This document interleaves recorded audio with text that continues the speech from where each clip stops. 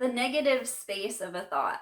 So, this is my really sorry attempt at trying to explain somehow this insight I had while sleeping.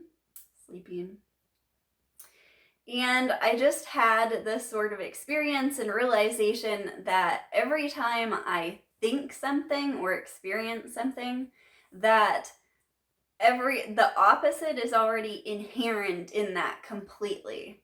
And so this is how thought is created. And I never really thought of it like this before. But if we think about red, then inherent in red completely, we know this scientifically because white light has all the colors in it. But inherent in the color red is not all of the other colors. So, in order to create a thought, any thought, you must, like we all know this when we look at our own experience as the I must have others to confirm its existence within the world, or it must have other things or things opposite it. And so we create all of these opposites to keep ourselves together, and yet it already is one in itself. The creation of it already is one in itself.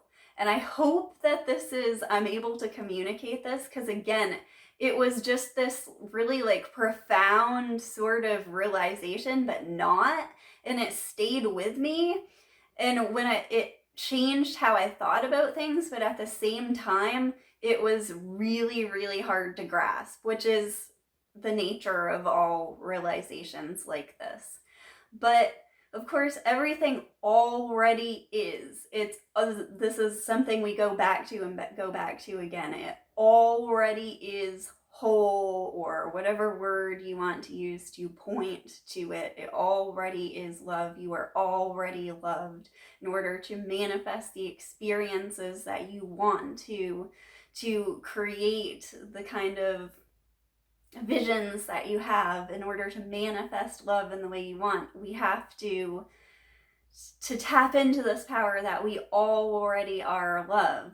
And so just like an artist buys paint of every single color, while they're experiencing or focusing on that, seem to be focusing on that one paint, all of those other colors of the rainbow completely exist within one. And so it is with every single thought we have. That separation of it out of itself requires, in that moment, the wholeness of all that is. And it's just like in art, looking at the negative space. So one of the first lessons you learn in art is like drawing a vase, like an ornate curves of the vase. And to help you to do that, they teach you to look at the negative space of it to make it more accurately. And so in optical illusions, you see the same kind of thing. And so every thought has its own negative space, which again, I'm like going into separation and duality to try to point to this, but that is all to point to that it is already not separate.